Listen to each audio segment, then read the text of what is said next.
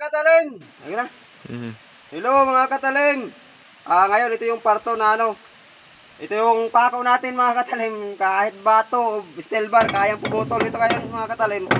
Wala kasi tenda lang ano mga katalim, kabra, o bunot. Wala.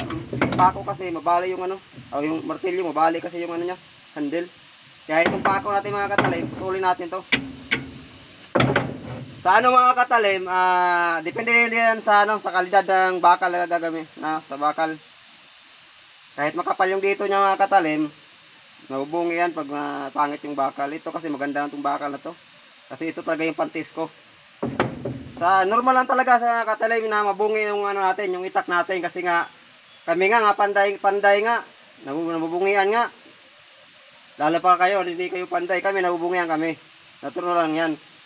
Mas maganda yung mabungi mga katalim kasi nga nagagawa ng paraan paano patibayin yung talim.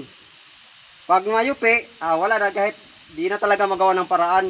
Kasi kahit anong kahit pakapalin mo pa yung ano niyan, yung talim, mayupi yan kasi kulang sa subo. Mas maganda yung may subo, mas maganda yung nabubungi kasi may subo, yung magandang subo yun.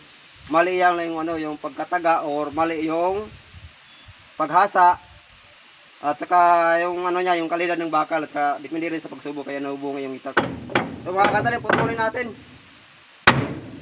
Di ka na putol eh. May pambunot eh. Kabila. Kabila.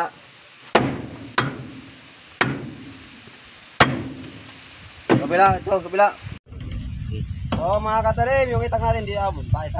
Pako natin di nabungi. Ito na natin mga katalim. Malikot to mga katalim, magandang klaseng bakal, saka magandang subo to mga katalim. Kaya dito nabubungi kahit bato. Kasi nga matibay ito mga katalim. Saka yung asa niya mga katalim, pamatigas talaga.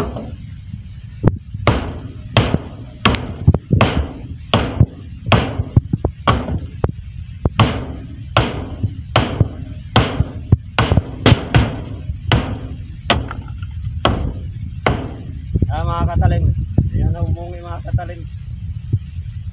Anispecha, katalim. Shout out sa mga katalim.